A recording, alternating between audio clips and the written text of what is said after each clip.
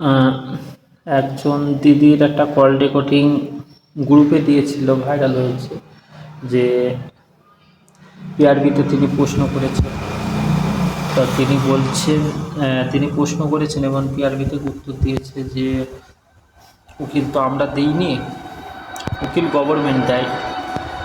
Government যদি উকিল না দেয় তাহলে আমরা কী করবো, এরকমভাবে ওনারা কথা বলেছেন। তো তার জন্য আজকে সিএমকে মেল ক্যাম্পেনিং চালু করা হয়েছে, আজকে সিএমকে মেল করার জন্য। তো তোমরা চাইলে সেই মেল ক্যাম্পেনিং অংশগ্রহণ করতে পারো এবং মেল করতে পারো সিএমকে।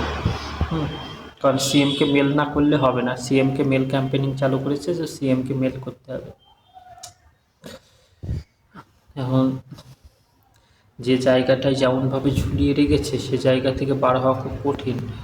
আর গভর্নমেন্ট যদি চায় আর্জেন্ট বেসিসে, মানে ওই যে ডেটটা আছে ডেটটাকে আগিয়ে আনতে পারে, কিন্তু এখন গভর্নমেন্টের সৎ ইচ্ছা কতটা আছে সেটাও জানি না।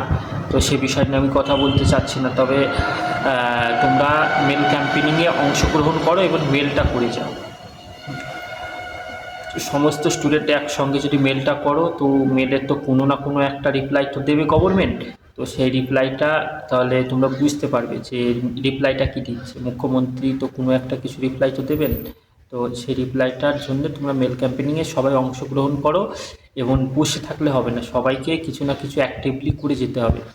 পিআরবিতে ডেপুটেশন দেওয়া থেকে শুরু করে পিআরবিতে মেল, গভর্নমেন্টের কাছে মেল, এইরকমভাবে করে মানে মেল বা বিভিন্ন রকম ডেপুটেশন দিয়ে যেতে হবে, যাতে গভর্নমেন্ট অ্যাক্টিভ থাকে এবং গভর্নমেন্ট যাতে বুঝতে পারে যে না, ছেলে মেয়েরা সত্যিকার অর্থেই খুবই অধৈর্য হয়ে গেছে এবং রেজাল্টের জন্য তারা খুবই মরিয়া হয়ে উঠেছে।